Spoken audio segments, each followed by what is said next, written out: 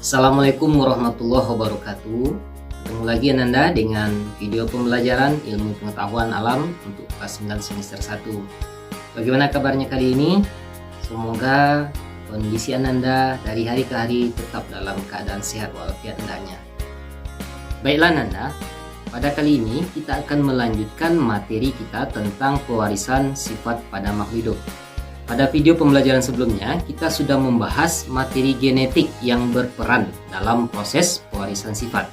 Kali ini kita akan membahas tentang hukum dalam pewarisan sifat. Sehingga nanti Ananda akan mengenal ada yang namanya hukum Mendel 1 dan hukum Mendel 2. Baik pada persilangan monohibrida dan persilangan dihibrida. Adapun tujuan pembelajaran yang ingin kita capai pada kali ini, setelah Ananda menyaksikan video pembelajaran ini, Ananda bisa menerapkan hukum Mendel pada pewarisan sifat pada makhluk hidup. Kemudian Ananda bisa membuat bagan persilangan sesuai dengan data yang telah disajikan, dan Ananda bisa menentukan hasil persilangan monohibrida dan dihibrida melalui diagram sesuai dengan hukum pewarisan sifat. Untuk lebih jelasnya, mari kita bahas materi ini lebih lanjut. Sebelum kita bahas tentang hukum pewarisan sifat, coba Ananda ada yang tahu tidak? Siapa orang yang pertama sekali melakukan penelitian tentang pewarisan sifat pada makhluk hidup ini? Ya, benar. Jadi, orang yang pertama sekali yang melakukan penelitian tentang pewarisan sifat ini adalah Gregor Mendel. Dia adalah seorang ahli botani yang berkebangsaan Austria, di mana dia menggunakan kacang kapri sebagai objek penelitiannya. Sehingga atas jasanya menemukan teori tentang pewarisan sifat ini, dia dikenal sebagai bapak genetika. Dan ilmunya atau teorinya nanti dikenal dengan istilahnya hukum Mendel. Kemudian timbul pertanyaan, kenapa Georg Mendel ini menggunakan kacang kapri sebagai objek penelitiannya? Tentu ada alasannya kenapa dia menggunakan kacang kapri. Jadi ternyata Ananda, Georg Mendel menggunakan kacang kapri sebagai objek penelitiannya karena memiliki banyak keunggulan. Di antaranya, kacang kapri ini memiliki ciri-ciri yang mudah dibedakan. Kemudian penyerbukannya sendiri, dan dia mudah dilakukan penyerbukan silang. Kemudian keunggulan yang lain, dia mempunyai daur hidup yang relatif pendek dan menghasilkan keturunan yang dalam jumlah yang sangat banyak. Nah, itulah yang menjadi alasan kenapa Georg Mendel menggunakan kacang kapri sebagai objek penelitiannya. Nah, kemudian bagaimanakah Mendel ini dapat menemukan hukum pewarisan sifat yang terkenal sampai saat ini? Sehingga nanti kita mengenal dengan istilah hukum Mendel 1 dan hukum Mendel 2. Nah, dia ternyata menggunakan atau melakukan dua persilangan yang kita kenal nanti dengan istilahnya persilangan monohibrida dan persilangan dihibrida. Nah, untuk lebih jelasnya, mari kita bahas materi ini satu persatu. Kita lihat terlebih dahulu persilangan yang dilakukan Mendel dalam menemukan hukum pewarisan sifat, yaitu persilangan monohibrida. Apa itu persilangan monohibrida? Sesuai dengan kata dasarnya, mono itu artinya satu, berarti persilangan monohibrida itu adalah persilangan dengan satu sifat beda, di mana Mendel melakukan persilangan tersebut dengan menyilangkan tanaman kapri tadi yang berbunga ungu dengan tanaman kapri yang berbunga putih. Nah, jadi sifat beda yang diambil oleh Mendel di sini adalah warna bunganya, yaitu ungu dengan putih. Jadi satu yang menjadi sifat beda dari antara jenis tanaman ini. Nah, sehingga nanti contoh-contoh yang lain yang bersifat monohibrida juga bisa kita temukan, seperti kucing berbulu putih dikawinkan dengan kucing berbulu hitam, atau pada manusia bisa kita sebut yang monohibrida itu seperti wanita berambut keriting menikah dengan laki-laki berambut lurus. Berarti yang monohibrida itu adalah rambut keriting dengan rambut lurusnya yang menjadi sifat bedanya. Atau pada tanaman atau buah-buahan seperti mangga berbuah manis disilangkan dengan mangga berbuah masam. Nah, itu adalah contoh lain dalam bentuk persilangan monohibrida atau persilangan dengan satu sifat beda. Nah, bagaimanakah bentuk persilangan satu sifat beda ini? Nah, silakan Anda lihat bagan persilangan berikut. Nah, dari bagan persilangan ini, Anda bisa melihat bahwa yang menjadi induk dari yang disilangkan atau parental, seperti yang sudah kita bahas pada video sebelumnya, istilah-istilah yang berkaitan dalam pewarisan sifat ada namanya parental atau induk yang disilangkan. Jadi yang menjadi parental itu adalah bunga ungu dengan bunga putih, di mana bunga ungu bertindak sebagai jantannya dan bunga putih bertindak sebagai betinanya. Nah, kemudian fenotip dan genotip. Nah, kemarin pada video pembelajaran sebelumnya juga kita sudah membahas tentang istilah fenotip dan genotip, di mana yang fenotip itu adalah sifat yang tampak dari luar, seperti warna. Berarti bunga ungu ini adalah fenotipnya, warna ungu adalah fenotipnya. Dan bunga putih juga merupakan fenotip dari induk betinanya. Nah, kemudian genotip. Nah, genotip berarti lawan dari fenotip, di mana genotip dari bunga ungu atau gennya dari bunga ungu itu disimbolkan dengan huruf U besar, U besar. Dan bunga putih itu disimbolkan dengan huruf U kecil, U kecil. Jadi itu adalah genotipnya dari induk baik jantan dan betina. Sehingga nanti dari hasil persilangan ini didapatkan gametnya atau sel kelamin. Nah, juga pada video pembelajaran sebelumnya kita sudah membahas tentang gamet, yaitu sel kelamin yang tidak dalam keadaan berpasangan atau haploid. Di mana karena genotipnya itu terdiri dari dua huruf besar, U besar, U besar, maka yang menjadi gametnya bisa kita pisah U besar dengan U besar. Seperti yang Anda lihat ini adalah gamet dari induk jantan. Nah, dan ini adalah gamet dari induk betina, U kecil, U kecil. Nah, nanti bagaimanakah hasil persilangan dari bunga ungu dan bunga putih ini? Jadi dari hasil persilangan ini, bisa Anda lihat panah persilangan ini, sehingga nanti didapatkan kombinasi gen. Yang pertama U besar, U kecil. Yang kedua juga U besar, U kecil. Yang ketiga hasil persilangannya juga U besar, U kecil. Dan yang keempat juga didapatkan genotip U besar, U kecil. Di mana kesimpulannya untuk hasil persilangan pertama atau filial. Nah, hasil persilangan atau filial atau anak atau keturunan dari persilangan. Nah, didapatkan keempat dari atau semua dari anak hasil persilangannya itu memiliki genotip yang sama, yaitu U besar dan U kecil. Dengan sifat fenotipnya itu adalah ungu. Jadi kesimpulannya untuk keturunan pertamanya didapatkan semua anaknya atau 100% anaknya berwarna bunga ungu.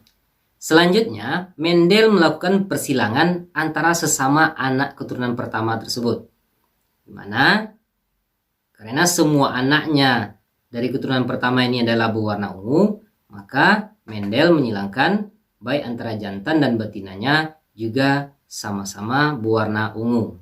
Sehingga nanti yang menjadi parental kedua atau induk kedua dalam persilangan ini bisa Anda lihat yang jantan berbunga ungu dan yang betina juga berbunga ungu. Dan fenotipnya, nah, jadi fenotipnya adalah warna ungu, sedangkan genotipnya karena gen dari anak keturunan pertama itu adalah U besar, U kecil, maka untuk jantan dan betina juga sama, U besar, U kecil. Nah, seperti yang Anda lihat ini. Nah, kemudian gametnya. Nah, di sini agak ada perbedaan dengan keturunan atau persilangan pertama tadi.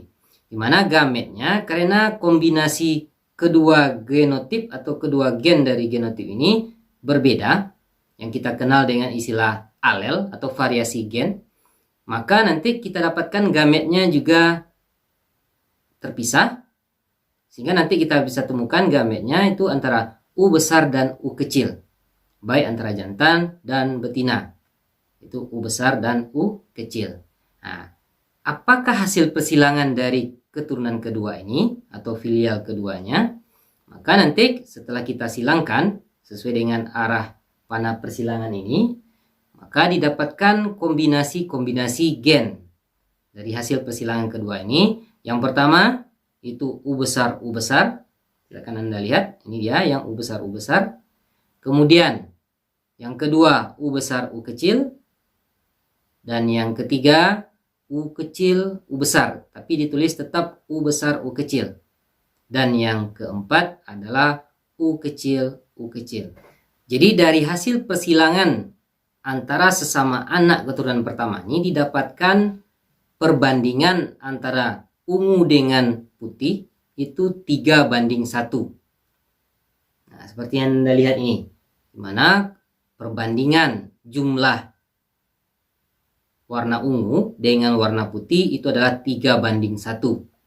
Nah, berarti kesimpulannya berwarna ungu itu ada 75%, sedangkan yang berwarna putih adalah 25%. Berdasarkan hasil persilangan yang dilakukan Mendel pada persilangan dengan satu sifat beda ini, didapatkan hukum satu Mendel, di mana Mendel menyatakan pada waktu pembentukan gamet terjadi segregasi atau pemisahan alel atau variasi gen secara bebas dari diploid berpasangan menjadi haploid atau tidak berpasangan. Nah, sebagai contoh tadi, dari genotip U besar U kecil itu akan terbentuk gamet U besar dan U kecil. Nah, ini yang disebut dengan pemisahan secara bebas, variasi gen atau alelnya. Bela Nanda, sebelum kita lanjutkan pembahasan ini lebih lanjut, perlu Anda ketahui ada beberapa istilah yang juga berkaitan dengan pewarisan sifat ini atau dalam proses persilangan. Yaitu nanti Anda akan mengenal dengan istilah homozigot dan istilah yang lain adalah heterozigot. Nah, untuk lebih jelasnya coba Anda perhatikan pada tampilan ini. Jadi yang homozigot itu seperti yang kita bahas tadi adalah pasangan gen yang sama kuat. Nah, dia terdiri dari homozigot dominan dan homozigot resesif. Nah, untuk homozigot dominan itu nanti ditulis dengan huruf besar. Nah, sebagai contoh pada contoh persilangan tadi yaitu adalah U besar U besar. Jadi homozigot dominan ini atau yang pasangan gen yang sama kuat itu kalau dia dominan nanti ditulis dengan huruf besar. Kemudian apa gamet atau sel kelaminnya pada homozigot dominan ini? Nah, jadi sesuai dengan hukum Mendel 1, maka gamet atau sel kelaminnya adalah U besar dan U besar. Karena terjadi pemisahan secara bebas. Nah, karena kedua gametnya itu sama-sama huruf U besar, maka dalam persilangan kita cukup menuliskan satu saja. Jadi satu saja kita tuliskan karena kedua gametnya sama. Nah, itu makanya tadi kita temukan atau nanti kita akan menemukan pada gamet itu kalau dia sama cukup ditulis satu saja. Nah, kemudian homozigot resesif, kalau homozigot dominan ditulis dengan huruf besar, maka homozigot resesif itu ditulis dengan huruf kecil. Nah, sebagai contoh pada persilangan tadi itu adalah U kecil U kecil. Jadi pada bunga putih itu bertindak sebagai homozigot resesif. Sedangkan pada bunga ungu itu bertindak sebagai homozigot dominan. Nah, gamet dari homozigot resesif ini adalah U kecil U kecil. Atau sel kelaminnya adalah U kecil dan U kecil. Sama halnya dengan homozigot dominan karena dia juga sama, kedua gametnya sama, maka dalam persilangan kita cukup menuliskan satu saja, U kecil saja, satu saja U-nya. Nah, karena keduanya sama. Nah, kemudian heterozigot. Apa pula yang heterozigot? Jadi heterozigot itu adalah pasangan gen yang tidak sama kuat. Nah, nanti ditulis dengan kombinasi huruf. Yaitu antara huruf besar dengan huruf kecil. Nah, sebagai contoh itu adalah contohnya adalah U besar U kecil. Ini adalah contoh dari heterozigot. kombinasi gen yang tidak sama kuat atau pasangan gen yang tidak sama kuat. Nah, apa sel kelaminnya atau gametnya? Nah, karena dia juga kombinasi dari dua huruf yang berbeda, besar dan kecil, maka kita tulis gametnya U besar dan U kecil. Nah, jadi karena dia tidak sama, maka dalam penulisan dalam persilangan nanti kita tetap menuliskan keduanya, yaitu U besar dan U kecil. Jadi lebih memudahkan kita dalam menentukan hasil kombinasi gen dalam persilangan. Di samping itu Ananda, untuk memudahkan kita dalam menentukan kombinasi gen dalam sebuah hasil persilangan, maka kita bisa menggunakan istilahnya tabel Punnett. Nah, jadi tabel Punnett itu adalah berupa kotak yang terdiri dari jalur mendatar dan jalur menurun. Nah, seperti yang Anda lihat ini. Nah, jadi nanti pada kotak-kotak ini kita tinggal memasukkan gamet dari jantan dan gamet dari betina. Nah, mungkin kita pilih sebagai jalur datar, itu adalah gamet jantan, dan yang menurun itu adalah gamet betina. Sehingga nanti untuk menemukan kombinasi kita tinggal memasukkan pasangan dari antara kotak yang ketemu dengan jalur datar dan jalur menurun. Kita lanjutkan pembahasan kita dalam melihat bentuk persilangan yang dilakukan oleh Mendel dalam menemukan hukum pewarisan sifatnya, yaitu persilangan dihibrida. Nah, apa pula bedanya dengan persilangan monohibrida? Nah, jadi persilangan monohibrida itu persilangan dengan satu sifat beda, sedangkan persilangan dihibrida itu adalah persilangan dengan dua sifat beda. Berarti ada dua yang menjadi sifat atau karakter yang akan menjadi pembeda dari setiap induk-induknya. Mendel melakukan persilangan dihibrida ini dengan mengawinkan dua kacang kapri yang memiliki sifat beda, di mana satu kacang kapri itu memiliki biji bulat dan berwarna kuning, dan satu lagi itu kacang kaprinya memiliki biji kisut atau keriput dan berwarna hijau. Jadi di sini yang menjadi pembedanya warna hijau dengan warna kuning, dan satu lagi adalah biji bulat dengan biji kisut atau biji keriput. Nah, mungkin sebagai contoh yang lain, persilangan dihibrida ini dalam kehidupan sehari-hari juga bisa Anda temukan seperti sapi bertanduk pendek berbulu putih dikawinkan dengan sapi bertanduk panjang berbulu hitam. Nah, atau pada tanaman buah-buahan seperti tumbuhan mangga berbuah besar, rasa masam, disilangkan dengan tanaman mangga berbuah kecil, rasa manis. Nah, itu contoh-contoh persilangan dihibrida yang lain yang juga bisa kita temukan dalam kehidupan sehari-hari. Kemudian, sebelum kita lihat lebih jelas tentang cara persilangan atau bagan persilangan dari persilangan dihibrida ini, perlu Anda ketahui bagaimana cara menentukan gamet atau sel kelamin dari persilangan dihibrida ini. Jadi untuk memudahkan Anda dalam melakukan persilangan dihibrida atau menggunakan bagan persilangan dihibrida ini, maka Anda harus tahu terlebih dahulu cara menentukan sel kelamin atau gamet dari persilangan dihibrida ini. Yang pertama, tetapkan terlebih dahulu genotip dari setiap sifat induk yang akan kita silangkan. Nah, pada kasus ini, seperti yang dilakukan oleh Mendel, dia menggunakan induk kacang kapri berbiji bulat dan berwarna kuning. Maka nanti akan kita kode itu diberi genotip B besar, B besar, K besar, K besar. Karena dia bersifat dominan, maka diwakili oleh huruf besar. Nah, sedangkan induk yang satu lagi, kacang kapri berbiji kisut dan berwarna hijau, bergenotip B kecil, B kecil, K kecil, K kecil. Karena induk dari ini bersifat resesif. Nah, setelah kita tentukan genotipnya, maka nanti untuk genotip yang homozigot dominan yang berhuruf besar, maka nanti kita akan tentukan atau akan temukan jenis gametnya itu ada 4 macam, yaitu B besar K besar, kemudian B besar K besar, yang ketiga juga B besar K besar, dan yang keempat juga B besar K besar. Jadi ada 4 jenis gamet yang dihasilkan, masing-masingnya B besar K besar. Nah, itu untuk genotip induk yang bergenotip homozigot dominan. Sedangkan untuk induk yang bergenotip homozigot resesif, itu B kecil, B kecil, K kecil, K kecil, maka nanti gamet yang dihasilkan juga akan terbentuk 4 jenis, yaitu B kecil, K kecil, B kecil, K kecil, yang ketiga B kecil, K kecil, dan yang keempat juga B kecil, K kecil. Nah, seperti yang Anda lihat. Nah, jadi itu kalau genotip induknya bergenotip homozigot resesif. Nah, kalau induknya bergenotip heterozigot atau gennya itu berbeda, nah, seperti pada kasus ini kita bisa menyimbolkan untuk bulat B besar, sedangkan untuk keriput B kecil.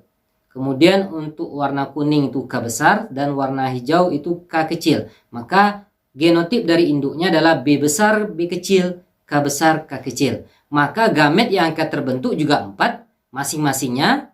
Yang pertama B besar, K besar. Yang kedua B besar, K kecil.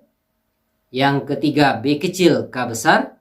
Dan yang terakhir B kecil, K kecil. Nah, untuk lebih jelasnya silakan Anda lihat pada tayangan berikut ini. Nah, ini adalah cara penentuan gamet pada persilangan dihibrida karena dia memiliki 2 sifat beda. Nah, sekarang untuk lebih pahamnya pada persilangan dihibrida ini kita juga menggunakan bagan persilangan. Nah, dari bagan persilangan ini kita bisa lihat yang menjadi induk atau parental dari yang akan kita silangkan itu adalah tanaman kapri berbiji bulat warna kuning, kita anggap sebagai jantannya, dengan tanaman kapri berbiji keriput atau kisut berwarna hijau, itu sebagai induk betinanya. Dengan genotip B besar, B besar, K besar, K besar, dan untuk betinanya B kecil, B kecil, K kecil, K kecil. Maka dari induk ini langkah yang kedua kita tentukan adalah sel kelaminnya atau gametnya. Nah, tadi kita sudah belajar tentang cara penentuan gamet. Jadi karena dia induknya adalah homozigot dominan, jadi induknya bergenotip homozigot dominan, maka keempat macam sel gamet yang dihasilkan adalah B besar, K besar. Begitu pula untuk yang induk betina. Karena dia adalah homozigot resesif, maka keempat macam gamet yang dihasilkan adalah B kecil, K kecil. Nah, dalam proses persilangan, dalam memudahkan dalam hal persilangan, maka kita cukup mengambil satu sel gamet saja, karena keempatnya sama. Jadi kita ambil salah satunya saja, yaitu B besar, K besar, dan yang untuk betinanya B kecil, K kecil. Maka ini yang kita silangkan. Maka kita dapatkan hasil keturunan pertamanya atau F1-nya itu adalah semuanya bergenotip B besar, B kecil, K besar, K kecil dengan sifat bulat kuning. Jadi seluruh anak keturunan pertamanya itu 100% itu bergenotip B besar, B kecil, K besar, K kecil dengan sifat bulat kuning. Nah, kenapa dia bersifat bulat kuning? Karena bulat kuning bersifat dominan. Jadi induk yang bulat kuning bersifat dominan. Jadi itu yang muncul pada anak keturunan pertamanya. Setelah itu, Mendel melanjutkan persilangan ini dengan menyilangkan anak sesamanya. Jadi, karena semua anak keturunan pertamanya itu adalah bergenotip B besar, B kecil, K besar, K kecil, atau berfenotip bulat kuning, maka disilangkan sesamanya. Maka nanti langkahnya juga sama. Jadi induknya adalah bulat kuning atau B besar, B kecil, K besar, K kecil. Dan kita tentukan sel gametnya. Nah, tadi kita sudah belajar cara menentukan sel gamet. Jadi karena dia merupakan induknya merupakan bersifat heterozigot atau pasangan gen yang tidak sama, maka kita juga menemukan 4 jenis sel kelamin atau sel gamet. Nah, di antaranya masing-masing baik untuk jantan dan betina itu adalah B besar, K besar, B kecil, K besar, B besar, K kecil, dan B kecil, K kecil. Nah, itu adalah 4 jenis dari sel kelamin atau gamet yang ditemukan dalam induk atau parental yang kedua ini. Jadi, dengan menggunakan tabel Punnett ini, kita dengan mudah menemukan kombinasi gen-gen antara kedua sel gametnya, baik antara jantan dengan betina. Kita tinggal melihat posisi di mana kotak tersebut berada. Sebagai contoh pada kotak yang pertama ini adalah kombinasi gen-gen yang terbentuk adalah B besar, B besar, K besar, K besar. Nah, begitu seterusnya. Pada kotak yang kedua ini B besar, B kecil, K besar, K besar. Sampai pada ujung nanti kita temukan kombinasi gen-gennya itu adalah B kecil, B kecil, K kecil, K kecil. Sehingga nanti kita tinggal menghitung dan melihat apa sifat baik genotip maupun fenotipnya. Nah, jadi kalau kita hitung dan kita lihat secara seksama, maka dari seluruh kotak ini kita bisa lihat ada 9 buah atau 9 jenis filial atau F2-nya yang berfenotip bulat kuning. Di antaranya B besar, B besar, K besar, K besar. Kemudian juga nanti B besar, B kecil, K besar, K besar. Nah, jadi ada 9 nanti yang berfenotip bulat kuning. Dan nanti juga ada 3 yang berfenotip bulat hijau. Jadi yang berfenotip bulat hijau itu nanti kode genotipnya adalah B besar, B besar, K kecil, K kecil. Kemudian ada juga B besar, B kecil, K kecil, K kecil. Dan yang ketiga B besar, B kecil, K kecil, K kecil. Dan juga kita bisa temukan 3 juga jenis yang berfenotip keriput kuning atau kisut kuning. Itu B kecil, B kecil, K besar, K besar. Kemudian yang ini B kecil, B kecil, K besar, K kecil. Dan yang ini B kecil, B kecil, K besar, K kecil.